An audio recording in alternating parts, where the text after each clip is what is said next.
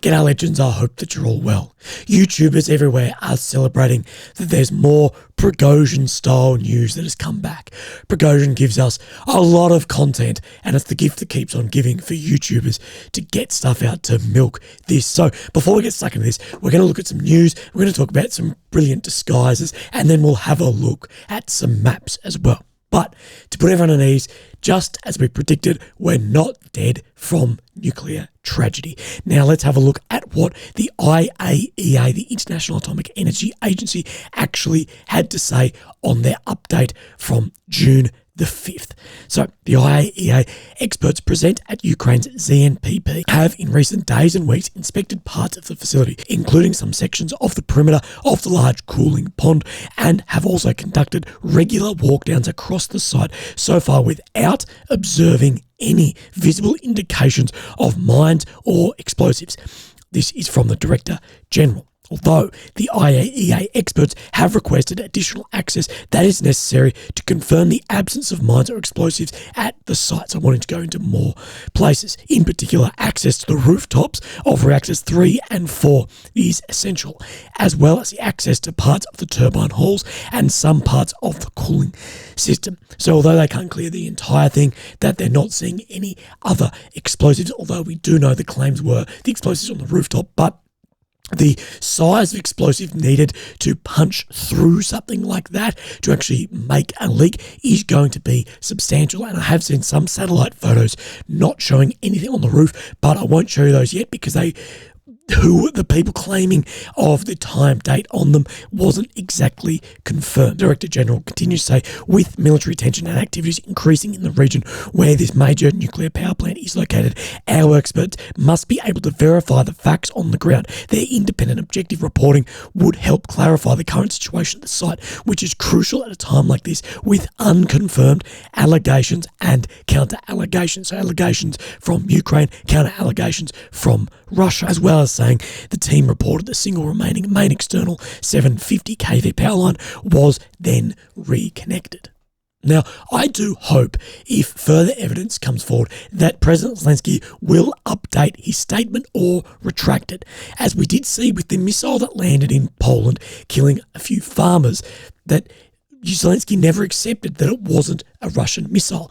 And this had a bit of a butterfly effect and did turn a lot of people away from not only support, but also believing some of the things. What Ukraine has going for it is the majority of the support, the belief, and being the good guys and the ones to trust. And they need to maintain that, especially all the way up through to where Zelensky is. The informational campaign is absolutely being won by Ukraine, and they need to maintain that victory further on into this conflict as the conflict wears on and people can get weary of this. As I spoke about earlier on, there has been a raid by the FSB on both Prigozhin's office and Prigozhin's home, his mansion. It is bloody massive. Now, I will say, could this be somewhat staged with some of the things in it to further discredit Prigozhin amongst fear of his uprising being very successful after his mutiny? Prigozhin has become a very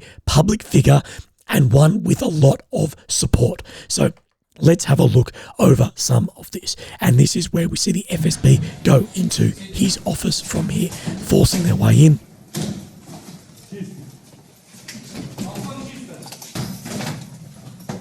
I'm not particularly sure on what these submachine guns are, but I would appreciate if someone could tell me what it is. I'm not a weapons expert by any means. I just shot what I was given. Of course, clearing guns up like there was going to be something there, so they may not know exactly what is going on in there, but we can see the computers. There's office spaces through here, of course, of Wagner PMC. This isn't the main offices of Wagner, but Prigozhin's. You can see major setup through here as well as absolute piles and piles of money. Now, one of the things that was shown, but this, of course, very blurred out, was there was a photograph in his mansion, seemingly from Syria, of heads being a sickening thing to hang in your office. And here are some photographs of the mansion as well. So indoor pool, this exotic staircase with a grand piano must be nice, leading a PMC, as well as I'm guessing his uniform here with the flag of Wagner PMC, as well as the hallway. And you can just see how grand this mansion is with an alligator here as well. The bathhouse, my house, does not look anything like this. This prayer room, I'm guessing, his bed with a number of weapons here. Most importantly, an M4 copy. It isn't a Colt M4, but it is a copy of an M4. And here we see the very infamous hammer. As we know, there has been Wagner troops, their own troops, who have either abandoned or have not shown enough like grunt in the fight, have had the very unfortunate circumstance of their life ending via a hammer like this. We have seen this hammer was gifted to Yevgeny Prigozhin as well. More of the money here. These are US dollars, so rubles, as we saw before, as well as US dollars. And we did see in other photographs as well, gold bars. Here we have some sort of medical facility as well.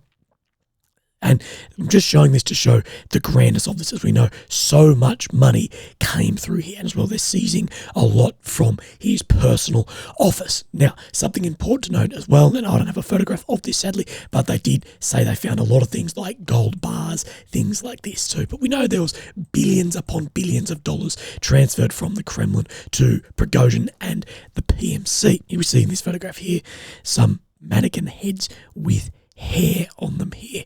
And what is this? Well, this seems to be, and I can't believe this is fucking real, but disguises that Prigozhin had put himself in.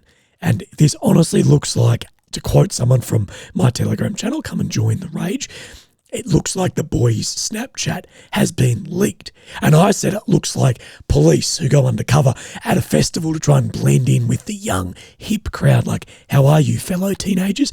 But here we have Prigozhin in this get-up here, camouflaged from the Great War on Terror as well. And the fake beard, it doesn't look awfully real.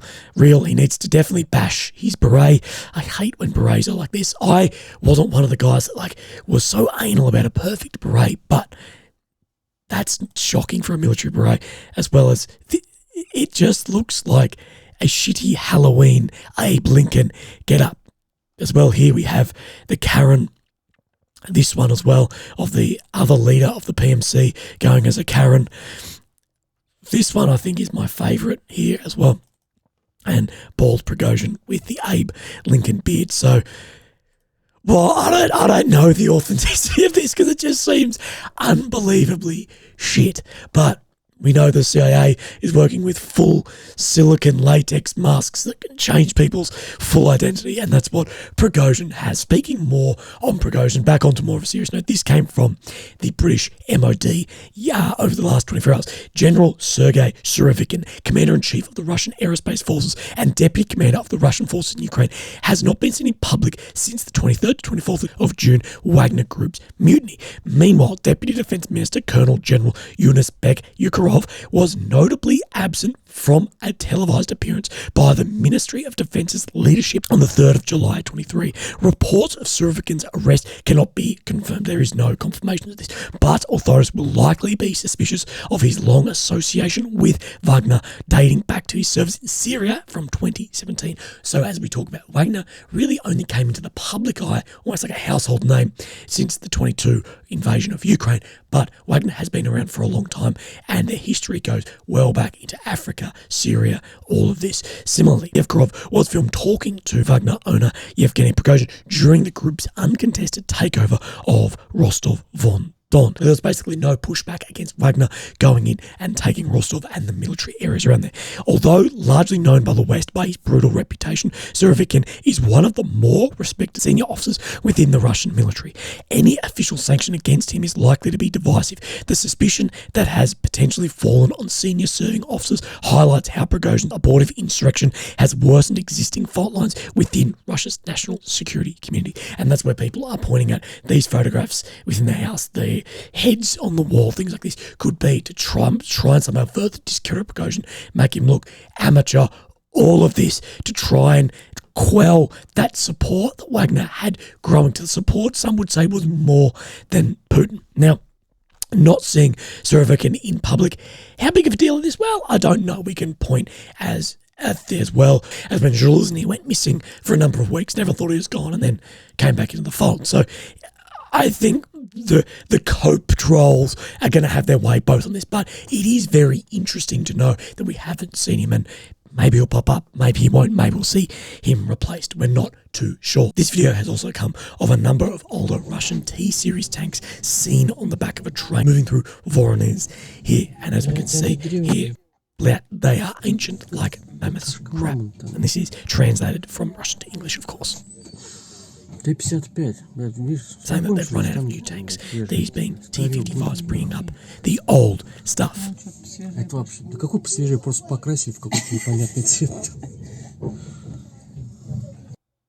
So as you can see, many of these tanks here. Now, has Russia run out of modern tanks? Well, no, they have not run out, but we do know they have lost a large amount of tanks during this war, and some of the most newer variants too have succumbed to modern ATGM systems, artillery, mines, things like this. Nothing is invincible from that, and as we've seen, the Leopards are not invincible either. Nothing is going to be invincible to that other than really good tactics, good command, but Russia has lost a huge amount of tanks. Now, but a tank is still a tank, and this is coming from, I'm an infantry veteran and anti-armor specialist. An older tank is still a tank. It's still a big fucking problem. And what the speculation is, and I've said this before, what they're going to be used for is probably a one-man or two-man artillery piece. So they've still got 100 mil, depending, 105, 125 mil, depending on exactly the variant, but they've still got a big cannon on them that can still fire a long way, still do a lot of damage. Yes, it's not as accurate artillery. The barrel's not going to last as long, but if you just do fire by bloody numbers, still a thing, and that seems to be more the way of Russian artillery, is quantity, not quality. But a lot of people are saying too, it's just going to be a one-man pillbox. It's going to be this dug into a trench system in a defensive work somewhere. A pillbox is basically like a concrete defensive work, or a steel defensive work, machine gun, big gun like this. So tanks have a coaxial gun too, which will be a larger machine gun in line with the tank or in line with the barrel, and will just be a one-man pillbox on the front line. Still very difficult to kill. It's still going to take up a javelin, an in-law, something like this to kill it. So those older tanks, yeah, this head-to-head in a fight against an Abrams, Charlie, Leopard, yeah, it's not going to stand a chance. But against infantry assault, against assault dug into a position, don't think these can't still do a lot of damage. Same with older weapon systems. You get shot by a weapon from World War One or a brand new M4, it's still going to kill you. So it's just one of those things. I think that's what we're going to see these used more as on the front, but we do know Russia's lost a dramatic amount of tanks. Now, speaking of the offensive, before we go into the maps, I have had someone pull me up on a few little things here, and I do know this gentleman as well. He said, Willie, I met you in Kiev. I'll bet it must have been about a year ago. I am, and I've had to, but he's a veteran, both in Ukraine, but of a foreign Western military as well. I just want to say your maps and analysis of the current situation are a little bit off, being in Bakhmut, but I'd be happy to assist. So he's going to help me do some of this, and I'm currently serving in Bakhmut area and will be for the foreseeable future, so I'm going to be getting more information from there as well. There's a lot goes on behind the scenes making these videos that I don't think a lot of people see, that it can't be public, but getting information from other people, putting it together, things like this. So where I speak about is grounded somewhere, not just nothing. But Zelensky in an interview with CNN, I hate to use CNN as a source, but I'll use them for their quotes. And he said, I'm grateful to the US and the leaders of our support, but I told them, as well as the European leaders, that we would like to start our counteroffensive earlier, and we need all the weapons and material for that. Why? Simply because if we start later, it will go slower. And as we have seen, there is a very slow uptake of this counteroffensive. We're going to talk about that a little bit later and why this may be purposeful. But by going slower, this doesn't mean you're just walking slower. This means that the defences are better, that more people are dying, you're losing more equipment, that it is extending the war, that it's going slower. And I've talked about many times that the time to arm Ukraine was when Russia was in a shambles. Basically last year, fucking all of last year, that was a time to arm them, train them, get them onto the front line, move through. And even back, these intelligence security agencies, they should have seen since 2014. If Randoms was seeing since 2014, hey, this is going to kick off, that was the time to do it. But that would have had so much more of a sweeping success back then. But now Russia has had the time to build up these biggest defensive works of seen since the Second World War, and this counteroffensive is going to be very difficult, and there's going to be the human cost is going to be massive. Continues to say, I wanted our counteroffensive to happen much earlier because everyone understood that if the counteroffensive unfolds later, then a bigger part of our territory will be mined. We know mines have been a huge issue through this. That is what the majority of those vehicles were hitting. We give our enemy the time and possibility to place more mines and prepare the defensive lines. In some directions, we cannot even think of starting it as we don't have the relevant weapons.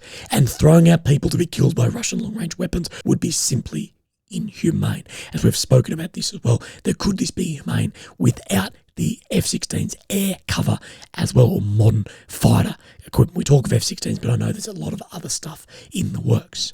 Now, we have seen a number of airstrikes across Lviv, but I won't comment on the success, as both Ukraine and Russia always have absolutely vastly different reporting of these airstrikes. Take the one in Kramatorsk, for example. The way that's reported both ways, and my own opinion on that, is vastly different from a lot of stuff. So we're going to step into the maps from here and talk about some stuff. Now, as always, Deep State have a day off on Thursday. They don't update the map. So let's have a look at what's going on. Now, let's walk a little bit backwards here and let's go to Bakhmut first, as where I've just got that email from where I'm going to be getting some help from that as well. So one of the big things that is being reported about Bakhmut is that Klishkivka is under Ukrainian control, that Russia has pulled out of that. Now, of course, this map is not showing that, but we have had a lot of reports of that. And let's then look onto then the Rybar Russian sources, and it is not showing that Klishkivka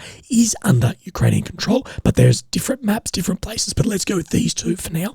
That is showing Ukraine is having a heavy push on Klishkivka.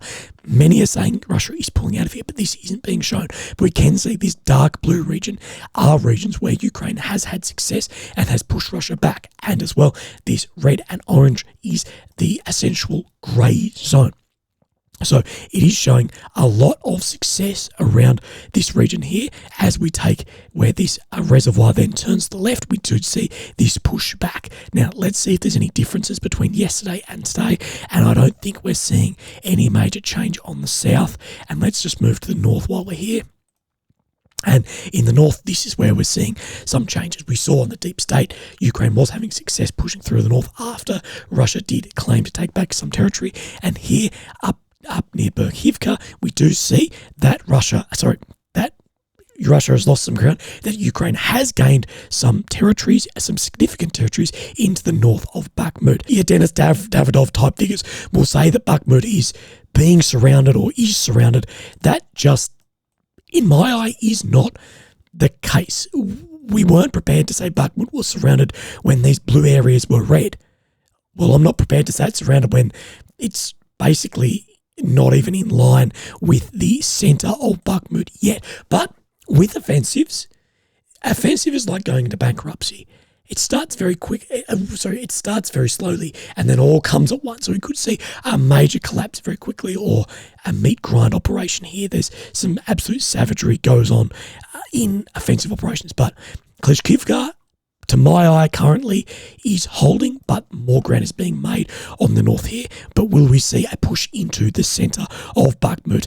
We are unsure. So it is definitely interesting to look at what exactly is happening, but Ukraine is having some big successes there. So if we line up where then Avdiivka is and Klishkivka, I think the actual front line here is actually showing a very similar picture between the ISW Western sources and then the Rybar Russian sources. So in Bakhmut, let's just go to the north of Bakhmut a little bit more, where there's been a lot of fighting and ground won and lost by both sides in Seversk. Now, what we do have is we do have a Seversk map here from the Rybar Russian sources. Now, we won't line this up all completely, but we know there's a lot of fighting in around Kremenar. And when you're through here, you can see the greenery. This is all forested, and where you see a lot of the forest footage fighting, that is where this is happening. And forests present a lot of other issues, so does open ground. Armoured movements aren't successful, but you've got a lot more cover and concealment for ground forces. So Here we do see that there are movements everywhere, or at least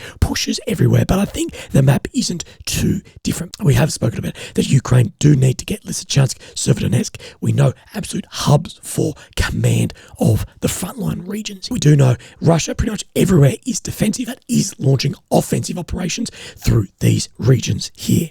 So let's then go down into the Novodonetsky, Uruzhany front line here, and let's line up and see what changes we've seen from yesterday till today. So interestingly, Russia has been assessed to take back some ground here, so we see up to this borderline here as well, and then has claimed to take more territory around here, where we did see that Ukraine did take Peretini over the past couple of days, launching from Rivnopol and both Lavadny in here. So this is definitely somewhere of a lot of fighting, a lot of claims, pushes in, pushes out. And this front line will be very, very fluid back and forward as we approach these frontline regions, or these first line regions here, So we do know Russia don't want them to get to these lines, because once you got to those lines, you can start breaking through. You want to fight them out before you're fighting them in close here, because the further out they are here, the artillery support that'll be in these lines, 10, 15 Ks, can still support. The artillery doesn't have to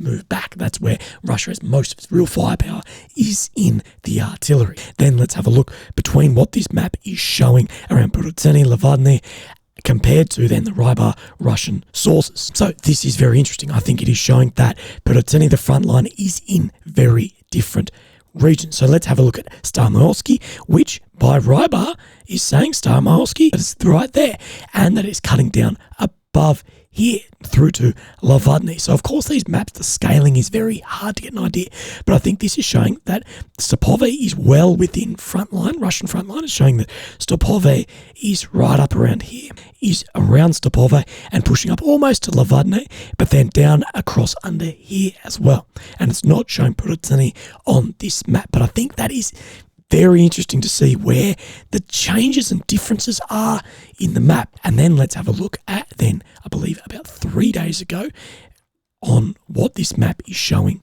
differently. And he's showing this push from Lavadny from Rivnopol into Peretini, but it isn't showing that the front line has changed that much, that the grey zone is then similar as well. So I get a lot out of looking at where these maps are showing differences and going from there. So there's regions claimed, regions not claimed. Now, of course, let's push down onto this front line. We've got the Otokiv sector pushing to the south, and as well as what I call the Lobkovy region here. To my eye, I don't see any real significant change. We did see some updates yesterday. I don't see much push around Otokiv, but if we go down into this, I think we do see Russia take some amount of ground here. And it doesn't mean Russia took ground, it just means they've assessed to be there. It doesn't mean that they weren't there. Now they just have something to like geolocate off or go from there. I think they just took a little bit there, but we know there's a lot of fighting in and around this specific region. Now pushing further west, down along the Dnipro, let's see if we're seeing any major shifts here. As we know, there's a lot of claims around this region, but not much to back up a lot of these said claims. Now, are we seeing anything significantly different? I don't believe so. We're seeing a lot of claimed territory. We're seeing Ukraine move across the Dnipro. We've also seen Russia firing from boats on the Dnipro as well. So Ukraine has appeared to be having a lot more success with their artillery, hitting command centres, frontline areas, things like this. And this may not show gains on the map, but it could be setting up for further future frontline movements. And you're not going to see this straight away, but if it's setting it up, that's when we'll start seeing it. And Mick Ryan, AM, I'm an OAM, but I'm one behind him, is a retired Major General of the Aussie Army. So let's look at what he has to say. Now, Mick is someone I am actually trying to get on the podcast to talk about some of this. We do know that he is very pro-Ukrainian, but he's someone very experienced and beyond the internet wannabe officers. He is a legitimate Major General officer who has done large-scale movements or trained and planned for things like this before. So he has this 26-piece breakdown, but let's just go over some of the bits that I thought were interesting. For the Russians in Ukraine, there are 6 key elements of their operational system: the command system, firepower strike system, the information system, reconnaissance, intel, the support system being logistics, and the learning and adaptation system. Things like FPV drones, but will it be fast enough for the uptake of this offensive? In essence, this is the brain and nervous system of the Russian forces in Ukraine. This operational system will be the first order target when planning and executing military campaigns. So of course you have your frontline troops, and then you've got the brain nerve system of the logistics that supply it, the reconnaissance that goes out from that. All of this is one brain nerve systems, and as he explains, and I like the comparison of that, as you've got like your extremities being your front line and then the nerve system that controls that. But if the nerve systems take it down, the extremities then don't work. This is the reason for that. If Ukraine can attack the Russian brain as such as it is in the nervous system, the limbs are unable to be coordinated, as I said, the extremities. Therefore, when Ukrainians have asked for modern fighters long-range strike and probably classified cyber and IW capability as well, there's absolutely going to be cyber and informational warfare IW capability. And something I think he missed in here, that Ukraine absolutely working with high-tech EW, being electronic warfare capabilities as well. This we're seeing some Russian drones come down, missiles, things like this, absolutely working with this. And this has been requested as capability to attack, degrade and destroy the Russian operational system. That all 6 elements of the Russian operational system have been attacked in the lead up to Ukrainian counteroffensive beginning in June, and they continue to be attacked. So we're to see more strikes well behind the line. The cumulative effort of Ukrainian attacks on the Russian system will be aggregated and measured regularly. There will be time for Ukraine to assess the Russian operational system has been sufficiently degraded, its ability to support tactical forces damage, and the ability to move reserves has been limited. This decision point will inform the large-scale ground combat begins. We haven't seen large-scale ground movement. We thought we first saw the Leopards and Bradleys and the not coming to much success there. That was it, but it was only in tens or single vehicles, not in massive scale. So when we see this, he's saying that we'll see this after those systems have been then degraded, that the support of reserves. But he does say, unfortunately, in the West, the only model we have for taking down an enemy operational system is the 1991 Gulf War 402 campaign. Took thousands of aircraft needed. And if you want to see some really good online infographics, have a look at the first Gulf War invasion and how the command control, the combined arms warfare took place on that. It is a marvel of military planning. So in short, there is no modern comparator for what Ukraine is trying to do. It lacks air, and Western nations have failed to provide the kinds of modern fighters or the quantity of long-range attack systems. Therefore, Ukraine has had to think and plan creatively for a different way to take down the Russian operational system. This has involved human intelligence in rear areas, being the use of civilian partisans, use of civil and military intelligence collection, and selective tactical actions to prompt Russian responses. So doing things to prompt a response, so probing in. Russian responses aren't just tactical. Ukraine will be hoping to also see Russian operational C2 command and control make decisions and how its communication networks work. So looking at how that actually works by observing it happening. They will also want to find key reserve units, assess triggers for their deployment, and how long it takes. So this is all basic stuff that the enemy do. So if they fire here, how long does it take them to get these vehicles ready? Okay, so we've got 15 minutes to make a move, or they move. So it's just the real keys of Overwatch from this. Of course, this is just on a large scale, but the absolute key characteristics of Overwatch remain the same. Other objectives in the current phase are degrading the Russian system, including finding and destroying logistics engineers who lay minefields, as well as support units. Given the size of the Russian force in Ukraine, this is a considerable undertaking and takes time. We know that Russia can also, as they're losing this, replace it as well, but we don't know the full replacement rate. Whilst occurring information lessons are being fed back into the Ukrainian system to improve targeting and their knowledge of the Russian operational system, and it provides time for Ukrainian units to be raised, trained and rehearsed for their roles in later operations. Now, some of the success of these Ukrainian units trained hasn't been to the degree we thought they would have had then successes. It has had some failures in the training. It has been obvious with how the vehicle movements on the ground has worked. But don't just think it's Ukraine intelligence doing this. Absolutely it's not. It's army generals, Air Force generals, all these high bigwigs from all around the world are assessing this, planning, going for this. Now, Mick Ryan is just doing it on Twitter, but there are people to his same or more credentials absolutely helping Ukraine plan this. It's not just one, because if Ukraine lose the war, it's a loss. It's a loss for the West. So the West is doing everything they can, not only giving weapons, but information, intelligence, and military guidance to senior leadership on exactly what is going on. The time will come, but before then, Ukraine will do everything it can to make these ground combat operations as uneven as possible in their favour. So you need to make it that it's best for you. That means they must steadily, methodically take down the Russian operational system over the coming weeks. And I believe we are seeing this, but to the level of success, I'm definitely unsure. One final element of this approach is important. In holding back most of their tactical forces, the Ukrainians have had a lot of flexibility about where they eventually make their main effort in subsequent phases. And we are still not sure exactly where this full main effort will come from if it is one major push. The Russian system, perhaps the most complex multi-domain system ever constructed, includes electronic warfare, which we do know Russian electronic warfare is very capable.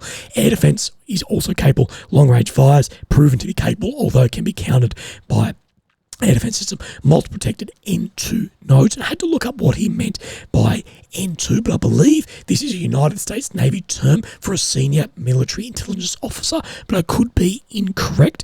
No country beside the US could attack and degrade such a system except Ukraine. That's where showing some bias, but Ukraine's the only one to have actually shown that they can do this because there hasn't been a war waged somewhere else. When they do, the Ukrainians will have disconnected tactical units from achieving Russia's strategic objectives in Ukraine. They will have given their soldiers the best chance to breaking through the Russian defensive line and unhinging their operational scheme of defense, and that is the end of that. So basically saying they're hitting things behind the line to try and break that brain to extremities connect. So those frontline soldiers, they only will have so much bullets and bombs, intel, whatever, that if you can cut back behind the line. But the biggest problem I see in this is, well, where exactly is that brain? Now, we know there's areas like Severodonetsk, things like this, of where some of those are. But the real brain, I believe, will be held back in Russian territory. The problem with this is Ukraine does not have the Western permissions or backing to strike within Russia. And the more we see this, we'll probably just see a lot of this moving back behind the line. And with Ukraine unable to strike behind the lines, well, we're not going to see that cut off to the degree. We'll see those frontline hubs getting hit, but the ones behind, maybe through partisan actions, maybe through Ukrainian drones, whatever, but not through these Western F-16s, through Storm Shadow missiles, things like this. That's not going to happen. Now, the Kiev Independent released this story that a lawmaker's assistant is suspected of taking bribes for illegal border crossings. The Anti-Corruption Bureau has reported that a lawmaker's assistant had been taking bribes to get someone across the border, and this is nothing new. And we say under martial law, Ukrainian men between the ages of 18 and 60 are not allowed to leave the country in the event they are called up for military service. Therefore, people are getting smuggled out of the country, which I sort of don't have a problem with. I'm like, why the fuck? Why is no one talking about this? Why in the West, especially when we are just fucking obsessed with equity, why is no one saying, hey, look, there's tens of thousands of men who have been thrown into this war, into a meat grinder. There's millions upon millions of, tens of millions of men who can't leave just because of the gender they're born with. They might not want to fight. They could be thrown into the front line. Why is no one talking about the inequality in this? Because when push comes to shove, no one actually really gives a fuck. But all it is people worrying about positions of power, not when this happens that men will be it. And I guarantee in the West we're obsessed with this. If we were put in this same thing, I would not be leaving the country and Lily would be. Now, I actually believe that men have a responsibility for this, but should it be obliged by the state? No, it should be, men should have that themselves, that if I'm on the Titanic, women and children get on the boat. Fucking absolutely, I have no problem with this. But in a time of war, should the state have that control over you just by what's between your legs? And I'm happy to have people disagree with me on this, but we absolutely know that people are paying their way out. And for anyone who's been saying Poland, where large Ukrainian refugees have moved across, the amount of luxury cars that drive around with young men at the wheel with Ukrainian plates is glaringly obvious. But again, I think it is unfair to put this on certain people just because of what's between their legs, especially in this age, and no one pushed back against it. Why aren't these CNN types pushing back against this? Why are we holding this in? Yeah, that's normal. When you're like, well, I have no problem with it normally, but you would have a problem with anything else. Anyway, my little rant done. This was a long one. I do apologise. But thank you very much for your support. I do really appreciate you guys being here. Look after yourselves. If you'd like to support me, links down below. But if you've made it this far, don't feel obliged. Thank you very much. Bye-bye.